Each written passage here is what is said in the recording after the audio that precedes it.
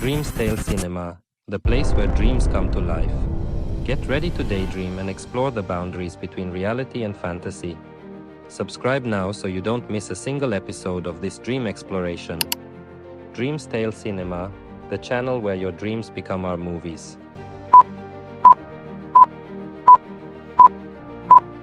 Crime with the Fork, a metaphorical nightmare. In my dream, I was enveloped in the fog of a modern city. Silent streets, parked cars, sidewalks edged with concrete, a few majestic trees among tall brown brick buildings. A barren park stood before me, without benches, with just a few blades of grass challenging the grayness of the landscape. Next to me, a large white dog with long fur followed, almost as if it were my shadow on the dark sidewalk. It wasn't mine, but its sudden appearance seemed like a sign of fate. I was wearing a dark coat, a scarf, and jeans, all in the same nocturnal color. Even my shoes blended into the shadow. My mind wandered back to my bedroom, where I sat on a red bed, wrapped in deep thoughts. But instinct had pushed me outside, towards that park, and the dog followed, like a silent guardian. The sidewalk stretched out in front of us, until a gray car stopped at its end. A man got out, his presence an enigma. He leaned one hand on the car roof and the other on the door. He whistled to catch my attention, then asked where I was going and added that he had been waiting for me. I was still about 20 meters away from him, and when I heard him whistle and then speak, I turned to see if there was anyone else he might be talking to. There was no one. That guy was talking to me.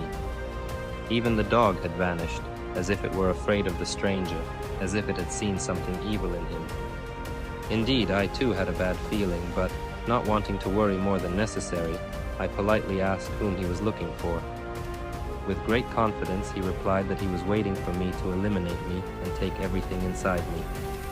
This stranger was slightly taller than me, athletic build, wearing a sport jacket and hair slicked back, just as I had at the time. He had sunken cheeks, a slightly square face, dark eyes that looked like two black holes, and large hands. He was dressed in gray, like the sky that day. He didn't move, and I, faced with his words, remained paralyzed. I replied that, not knowing who he was and what he wanted, I would return home pretending I had not met him. He liked this plan because, according to him, it would aid in his job. Somehow, I found myself at my house. I was quite serene, not wanting to give too much importance to what had happened, however incomprehensible it was. I was about to close the door, a brown wooden door, but suddenly the strange guy blocked me. I couldn't close the door. He said he had traveled many kilometers to find me, and therefore couldn't just let go without doing anything. He jumped at my neck as if wanting to tear me apart. I thought of a vampire, but he didn't have longer fangs. Fortunately, I had the instinct to grab him by the neck and slam him against the wall. We looked each other in the eyes for a moment.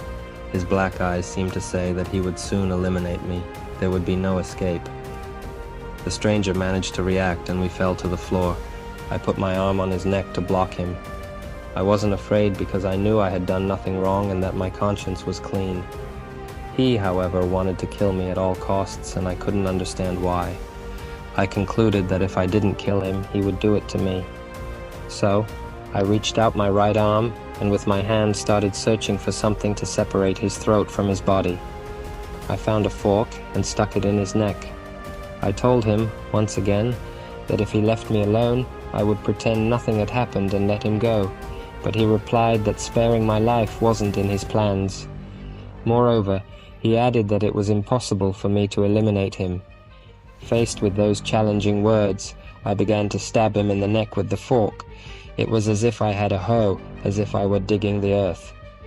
From his neck, however, no blood came out but a liquid the color of skin. In the end, his head was already far from his body, but this time I grabbed the head by the hair and took it to the center of the square with a note. On the note it read, "From the beginning, I have always been honest, sincere, and true to the truth. My conscience is so immaculate, pure, like none of you have ever had. Stop trying to drag me into your horrible world. I will always be like this, and it seems this makes me stronger than you. And so our journey through the world of dreams ends for today. I'm eager to hear about your most incredible dream. If you enjoyed the video, please leave a like. It means a lot to us. If you're not yet part of our family, hit subscribe to not miss out on our upcoming adventures. Share this video with your loved ones to spread the magic of dreams. And now, we have an exciting challenge for you. Do you want to be the star of one of our videos? Send us your dream. Your story could be the focus of our next creation. Let your imagination soar and turn your dream into a shared reality.